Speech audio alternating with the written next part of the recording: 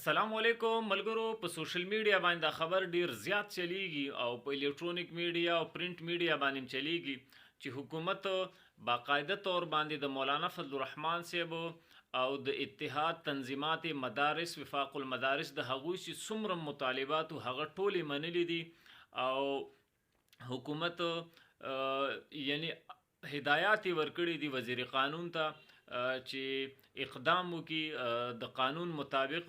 نو دا خبر ډیر زیات چلیږي او زمونږ د سوشل میډیا مرګري د لکيري فقیران دي، کاپی پیسټران دي، هغه لیکل راخلی او هغه پیسټ کوي او یو بل ته مبارکیان او ډیر په سوشل میډیا باندې یو غوبل شروع دي. ملګرو دا خبر راغلی دی خو خبر کل خبر چې کله راشي نو پاغي کې احتمال د دروغ وي او د رښتیا وي. خو د جمعیت علماء اسلام د یو کس نه د ذمہ دار کس نه تر اوسه پورې دا موږ نه دی اوریدلی چې په دې بل باندې یا دستخط شوی دی او یا د دې دا نوټیفیکیشن جاری شوی دی. خو دا کم خبر چې چلیږي په میډیا باندې دا یو گیم یو ډرامه هم کې دی شي ځکه چې د جمعیت علماء اسلام د طرفه د کم ذمہ دار د طرفه تر اوسه پورې د دې تصدیق نه دی شوی چې او بالکل مطالبات منلي دي.